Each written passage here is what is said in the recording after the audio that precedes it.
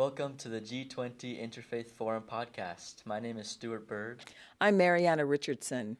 And today we are discussing the concurrent sessions A of the G20 Interfaith Forum that happened in Brasilia, Brazil. So in our last episode, we discussed the plenary sessions, which had everyone meeting together. Right now we're talking about the breakout sessions where people split off into the different groups that they wanted to participate in and wanted to hear about. And so we're talking about the A sessions, which happened that first day of the forum. And I do want to make a comment that one of the problems with these breakouts is there were so many good ones. Yeah. It was really hard to pick just one. And so I would encourage everybody who's interested in these to go back and watch the videos. All of the videos are on YouTube for every single one of these. And so we're just going to give you a taste of all the different ones. But if you want to watch them, you know, and it's great to watch them double time because then you can really go through all of them. But I think that you'll really see that there was some great content. There was. So the first session that we want to talk about, A1, it was titled Religious Freedom in Brazil. And it was focused on the situation and this kind of the status of religious freedom and how that's progressing in Brazil. So there was discussion on fair treatment to specific religious groups. Cristina Alves Bastos talked about the challenges faced by practitioners of Afro-Brazilian religions. Damaris Maura Kuo kind of talked about local governance and the need for policies that ensure equal treatment for all the religious groups. Girard Mahmoud Samor talked specifically about the Muslim community and highlighted the issues of religious discrimination towards religions such as the Muslim community. And then Ivaldo Dias Lima Filo talked about the challenges of indigenous religious practices in the Amazon region. So they discussed kind of specific examples of religions that need fair and equal treatment. And some of these were also part of the Belém and Manaus things that we had done earlier. I know we've talked about that on the podcast, both of those. And so realize some of these discussions were a continuation of those. Yep. And there will be more discussions too. Definitely. There was also a focus on kind of the legal processes and what's being done on the legal level. Tiago Vieira discussed recent court cases surrounding religious freedom. Andre Fagundes presented research findings on the state of religious freedom and kind of the legal findings there. Bruno Silva Augusto discussed the role of legal professionals in protecting religious freedom and advocating for the rights of religious minorities. Andrea Leticia Carvalho Guimarães discussed how the religious freedom connects with other human rights issues. And then there was also a focus on how religious groups and how people can engage in civic engagement to help with this. Samuel Gomez de Lima discussed that, as well as Odaker Carlos Priegel and Martino Arnaldo Campos Carmona discussed how religions can really play a role and how citizens can play a role with civic engagement. Well, and I think it's important to realize this session, more than any other, was actually done through the International Center for Law and Religious Studies. And Gary Doxey, who kind of gave the concluding remarks, was also part of the ICLRS. And we are so grateful for their help and their support during our forum, because this one was really done by them. They were the ones that organized it. They were the ones that got everybody there. And so we really appreciated their support and help. The second one that we did was on religious engagement and food security. Now, it's interesting that we have Lula, President Lula of Brazil. This is the focus that he really has chosen to look at for G20 this year. And he has started this Global Food Alliance that he's going to be talking about at the G20 in November. And so this was a very lively discussion and something that I think that G20 is really going to look at, because we do have enough food in this world to feed everyone. There is so much food waste, especially in the first world countries. Yeah. I mean, I know here at BYU, I see so much food waste that happens. And that is something that people have been talking about in this group. We have Asma Latif, who virtually came, but she talked about how there's 150 million people that are hungry today. And that is more than 2019. So realize I'm saying 150 more people are hungry today than in 2019. So instead of doing better, we are doing much worse. And that's something for us to realize. A lot of this, the Global Alliance Against Hunger and Poverty, is something that the World Bank is truly trying to see if they can help fix. And like I said, Lula is very much behind that. Paulo Lopes also shared a successful case study from Brasilia, where the cultivation of medicinal and traditional herbs played a crucial role in ensuring food security for a lot of local communities. We also had Clusa Alves, who presented the experience of Caritas Brazil in addressing hunger and poverty through annual fraternity campaign. That also was a variety of initiatives that happened throughout Brazil. Andrea Kaufman, who's with World Vision, she emphasized the role of faith communities in transformative approaches to hunger, nutrition, and food systems. And then Peter Proove, with the World Council of Churches, talked about the 10 Commandments on food, which is a set of principles aimed at promoting responsible and ethical food practices. Now, a lot of food insecurity things have happened since COVID-19. And so we really do, just like what Asma was saying at the very beginning, we are going backwards rather than forwards on this issue. And some of the takeaways that I just wanted to talk about is the importance of national level systems and policies in addressing hunger and poverty. But there is an urgency that we not just address hunger, but also malnutrition. So people might be getting enough calories, but are they getting the nutritional value that they need?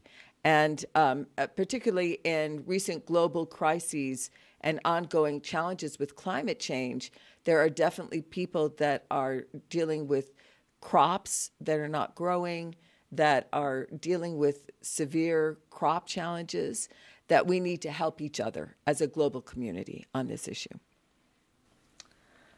The next section was focused on 3 organizations that are really using religious cooperation to the most. It's so the 3 organizations are the World Bank, which you mentioned, USAID, as well as the World Economic Forum. So the World Economic Forum, it focuses on bringing together the government, businesses, and civil society to improve the state of the world. And they, in this session, they focused on what they are doing to involve religion in their efforts. And so specifically we heard from David Sangokoya and Jack Hildebrand, and they released a Faith in Action report. The report emphasizes 3 fundamental factors of religion and spirituality: community, creed, and citizenship. And so that report can be found on their website. They shared some great things there. The USAID is a similar agency. It's the world's premier international development agency and is a catalytic actor driving developmental results. And it also focuses on economic prosperity and helps kind of promote a path to recipient self-reliance and resilience. This is coming from their mission statement on their website. But they they specifically talked also about religion. Peter Mandeville shared their initiatives. But we really feel that we won't take this work to the next level until our missions around the world routinely incorporate faith partnerships into their development toolkit. So this involves the development of resources such as the one that we're calling a religion and development landscape analysis. And this is an analytic exercise where we take a profile of what the religious sector looks like in a given country and crosswalk it with USAID's own master strategy for that country, what we call our Country Development Cooperation Strategy document. It essentially lays out and defines USAID's development objectives for a given country, and these are often developed in cooperation with that country's own government, as was the case in the Indonesia example I mentioned. And the purpose of this exercise then is to identify where there may be partnership potential and capacity within the faith sector that aligns well with USAID's priorities in that country. We also heard from Kimberly Parent from the World Bank, and she highlighted the World Bank's efforts to engage with faith-based organizations and religious actors at both global and local levels. So it's exciting to see that there are organizations that are using religious engagement. And well, we talk about ourselves being the network of networks, and I think this one was a perfect example of how all of these different organizations are working towards faith-based opportunities to be able to fix some of these problems that we're talking about, but also the fact that they came to our forum to be able to talk about some of the things that they're doing. A4 was about rebuilding from COVID-19, and we've talked a lot about the polycrisis. And this idea of the polycrisis is that we have so many things, so many difficulties that we're dealing with at the same time. And a lot of the root of that happened from COVID-19. And oftentimes we think, oh, that's over. COVID is done. But we are still dealing with so many of the effects. And some of the themes that happened here was the need for holistic approaches to health systems so that we can handle a multifaceted challenge. We are saying this might not be the end. We might have similar pandemics that are going to be hitting us, and we must be prepared and ready. We also must look at the importance of community-based responses and the role of faith-based organizations to help in health crises. And then mental health. I think that's one thing that really struck us during COVID was the power of mental health crises. And I think we're still dealing with that a lot in terms of what happened during COVID. And then the disproportionate impact of the pandemic on vulnerable populations.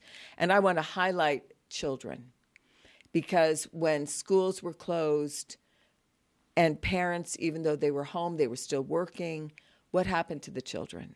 And it was such a hard and difficult time, and it's something we're still dealing with. Yeah. And then finally, the importance of accurate information and combating misinformation when we're dealing with the health crises. How are we going to make sure that internationally we deal with it appropriately? Now, we had Doug Fountain, Monica Pascual Nogueira, Abdul Muti, Lily Guzman, Ricardo Gadalio de Abrea, and then Ahmed Shahata. All of them were part of this discussion. And I did want to just highlight a couple of their action points. They talked specifically about invest in mapping and understanding faith-based health assets as potential contributions to global health. Sometimes we don't look at these faith-based health assets like we should. Also strengthening this idea of communities and going to a community-based approach. Developing inclusive and equitable global health systems, not just for the wealthy, but making sure we take care of each other. And then ease processes for NGOs and faith-based organizations to operate and transfer funds during crisis situations so that, people from the United States or England can come to Africa without too much trouble to help. And then ensure equitable access to vaccines throughout the world, and then to develop policies that balance public health needs with religious freedom during crises. And that was something we definitely saw during COVID-19, was that we had some religious freedom issues that happened because of the crisis situation that we were in. It's cool to see how there's a really great balance between kind of taking care of what's been harmed, but then also preparing for future hardships, and so I like that a lot. Definitely. The next session we want to talk about is A5, and it's all about protecting sacred sites. So sacred sites are a major part of the majority of religions, and that's one way in which religions can be mistreated or treated unfairly, is by not preserving the sacred sites. And so we heard from Knox Thames, Marcio Ponsilacqua, Imam Marwan Gill, and Rabbi Simon Taub Negri. Rabbi Negri focused on Jewish perspective and concerns, while Imam Gill talked about kind of the Islamic perspective on that. Marcio Ponsilacqua focused on the Franciscan perspective on sacred sites. We also heard from Archbishop Nikitas, Maria Claudia Buccianieri, as well as Elisabetta Kitanovic, and other challenges that were brought up were violence, areas of violence and conflict. In those areas, the sacred sites can be, maybe not the most safe in those situations. As well as there was ideas discussed on how financial support can go to protecting sacred sites, and how technology can be used for the digital preservation of these sites. And so not only was it, why should we be doing it, but there was also a really great discussion on what are the next steps. So that was a great session. Well, and then the final one, A6, was acting on disinformation in social media and how this can cause an incitement to violence. Now, this was really interesting when I just talked about the COVID crisis and how we're still dealing with some of the issues there. One of the problems that happened during COVID was this idea of misinformation. And it's getting worse instead of better. And this was something Rodrigo Victorino Souza Alves, who was our chair of the local organization committee for IF20 in Brazil, he was the one that really felt so strongly about this and that we needed to have a session on it. And Luisa Guimarães Cavalcanti Spinace, she was also with the Baha'i community in Brazil, and she talked a lot about how important it is that we stop hate speech. We watch social media incitement to violence, how particularly in religion, that sometimes, misinformation about religions and their beliefs can cause such problems in all communities, but specifically with the lack of freedom of religion. And then Michael Wiener, who's the human rights officer at the UN, he attended virtually, as well as Nazila Ghania, who's the UN Special Rapporteur on freedom of religion there and belief at the UN. And then Jamie Weingartner Neto, who was a justice of the Justice Court of Rio Grande do Sul, and also a professor about the law. And then Fabio Cavallo Lecce, who is also a professor. And then Tiago Alves Pinto, and then Angela Redding from the United States, the Radiant Foundation. Some of the key themes that were brought up here was the importance of legal frameworks and international standards, especially when we talk about social media. Right now, social media is the wild, wild west. Yeah. There's, not a lot of regulation. And yet internationally, we need to really understand what is it that we can control without taking away freedoms. And so it's going to be a balanced approach, but there also needs to be social media responsibility. So social media companies need to moderate content and prevent the spread of hate speech, which sometimes can be a major focus of social media. And then religious discrimination and intolerance, we need to be very careful as we talk about religious minorities, including Afro-Brazilian religions in Brazil, and then the rise of anti-Semitism globally. And then misinformation versus disinformation. We need to clarify the distinction between misinformation, which is an accidental spread of inaccurate information, and disinformation, which is intentional. And so there is a difference between just I accidentally said something that I thought was true but wasn't, versus I knew it wasn't true, but I'm using it specifically to hurt somebody else. And then the positive representation of religion in media, how important it is that we help that we are a positive force in those things. And then the role of religious leaders to be also a positive force. I think that was one thing that was definitely brought up, was the power of the individual to change things on social media and to make sure that we are not the problem, but we are the cure. And I think that no matter where we are, I think that's the one thing we see with social media, all of us have a voice, and we have to take responsibility for that voice. Wow. Yeah, so much good information in that. It's cool to see how each of these sessions, they follow the underlying theme of leave no one behind, which Definitely. We can make sure that we're leaving no one behind on social media, with protecting the sacred sites, and with really making sure that all religious communities are involved in these discussions. So really, really great things. And there's so much good that was said that we weren't able to share on this podcast, but we hope that all of our listeners can go watch the recordings or look. Please do. Please do. I think you'll find so much more information. We were just able to scratch the surface. Yes, exactly. And for those who are listening, thank you so much for joining us for another episode of the G20 Interfaith Forum podcast. Thank you so much. Bye.